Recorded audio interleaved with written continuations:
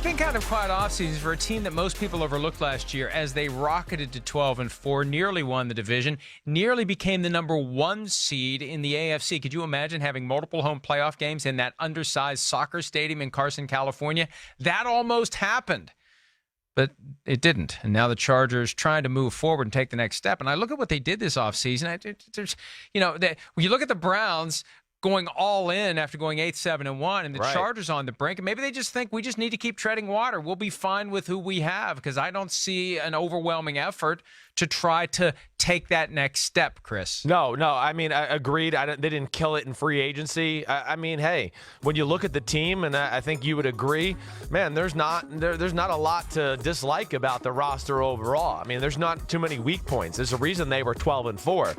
I mean, offensive line play is good. Wide receivers, you could say that's one of the better groups in all of football. They got a great running back. You look at the defensive side of the ball, man, they got 2 premier pass rushers on the edge with the Graham and Joey Bosa and Melvin Ingram.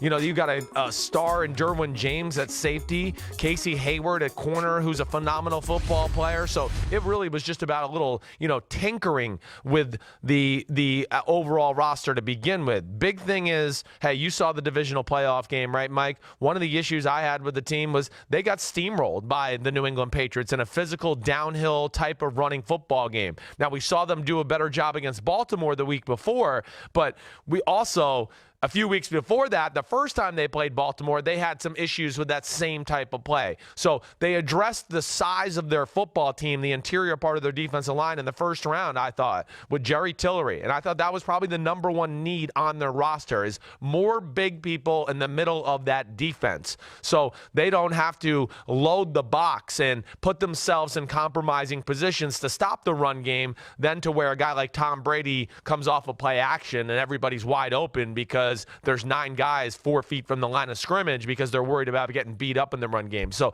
that really as a whole was one of my only issues to go with it. But Tillery, great pick. 2nd round pick, Nasir Adderley from Delaware, Mike. Man, he was a player. He's a guy that I looked at as a fringe first-round type player. Him and Derwin James in the back end has a chance to be a very special combination at safety. Their version of Earl Thomas, Cam Chancellor, because they play that Seattle scheme defense with Gus Bradley. Yeah, and I see Easton Stick, the quarterback they took in round 5. Surely they're not thinking about him as the heir eventual to Phillip Rivers, but that seems to be the one big question hovering over this team. How long is the current era at quarterback going to last? Yeah. And at what point do they have to make that tough decision about what is going to be the person at that position leading them into the future, especially in a division that has Patrick Mahomes? That, and you have to be able to compete with Patrick Mahomes. I just feel like this, and maybe this is good. Maybe this is what they need. Maybe teams like to be off the radar screen or like to be overlooked and disregarded. That's how they were last year, and I feel like that's how people are going to feel about them this year, even though they did have a special season. They didn't lose away from the city of Los Angeles until that division round game, and they beat the Chiefs in that epic Thursday night game that made us think for a little while that this team actually is going to be the number 1 seed. So I think this is perfect because you don't have to worry about everybody's head getting puffed up, and the coach can, poke and prod the players saying nobody respects you, because I just feel like we're going to have that exact same vibe with this Chargers team this year, but I still think they have the ability, as proven by the fact that they didn't go out and make a bunch of major changes. They have the basic core ability to be a good team for this year. I worry about next year, but one thing we've learned about the NFL over the last 25 years, next year doesn't matter. That's the Bill Belichick approach. All that matters is this year. Worry about next year. It'll take care of itself. For now, we're going to take care of what we can take care of in the current season. Yeah, no, you're right. They're flying under the radar. I mean, hey, come on. They're overlooked in their own division. The Chiefs, the Raiders, what they did this year, okay, they're getting a lot of notoriety. They're overlooked in their own damn city. I mean, come on. The Rams are the kings of L.A. right now. I mean, they kind of seem to drive the needle and get more of the overall, national attention either way. But, yeah, they should be content with their roster. There's a lot of things to like. This is a team that's in its window right now. It's there to be had to win. And Phillip Rivers is, I feel like, a little bit in that John Elway, swan song type part of his career where I'm rooting for the Chargers because I want to see Phillip Rivers get to a Super Bowl or do that. I got great respect for, Anthony Lynn, Gus Bradley. I think they're hell of a football coach on both sides of the football. And hey, Mike, you got to remember too, guys like Hunter Henry, who tore his ACL last year, he'll be back in the fold. So that's almost like an addition to your football team. That's certainly going to help.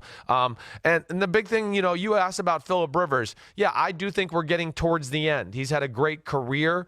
I've talked about it with you. I don't know, if the way he throws the football is going to extend his career into the 40s. I don't think he has the type of arm strength and power with the way he does throw it to where, yeah, they're going to have to answer the quarterback question here at some point. But the last 2 years, he's played well, and he's silenced some of those questions and come through in clutch moments to where, hey, they feel comfortable riding Phillip Rivers at least 1 or 2 more years.